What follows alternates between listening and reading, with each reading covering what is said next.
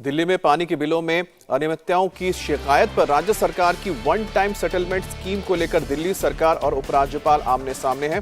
दिल्ली सरकार का आरोप है कि 10 लाख उपभोक्ताओं को राहत देने वाली स्कीम को एलजी लागू नहीं होने दे रहे हैं।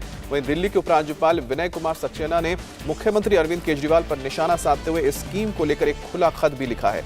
चिट्ठी में आरोप लगाया गया है कि दिल्ली सरकार के एलजी द्वारा योजनाओं को रोकने का दावा सफेद झूठ और दुर्व्यवहार और ये आम आदमी पार्टी का आचरण हो गया है।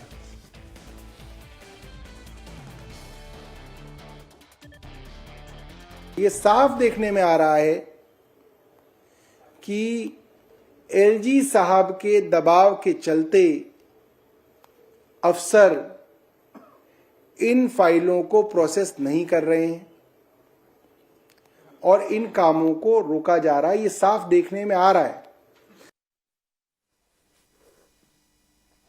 वहीं दिल्ली की केजरीवाल सरकार ने एलजी पर एक और आरोप लगाया है। केजरीवाल सरकार का दावा है कि इस सोलर पॉलिसी के लागू होने से दिल्ली में बिजली के बिल लगभग जीरो हो जाते, लेकिन एलजी ने इस पॉलिसी को रोका है। इस पर अब राजभवन की ओर से भी प्रतिक्रिया आई है। एलजी हाउस की ओर से कहा गया है कि आदतन झूठ बोलकर केजरीवाल सरकार लोगों को गुमराह कर रही है। एलजी ने सोलर पॉलिसी नहीं रोकी है। पॉलिसी में ऐसा कोई प्रावधान नहीं है जिसमें लोगों के बिजली बिल जीरो हो। उल्टे पॉलिसी में एक रेस्को प्रावधान है जिससे सिर्फ निजी बिजली कंपनियों को फायदा होगा। एलजी ने इसी प्रावधान पर विवरण मांगा है।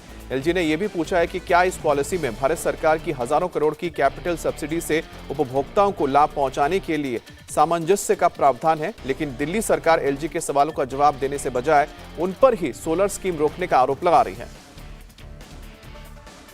ये बहुत दुख की बात है कि एलजी साहब द्वारा इतनी बेहतरीन सोलर पॉलिसी जो दिल्ली के लोगों को फायदा देगी, जो पर्यावरण को फायदा देगी, जो प्रदूषण को कम करेगी, एलजी साहब सबसे पहले तो इस फाइल को लेके बैठ गए।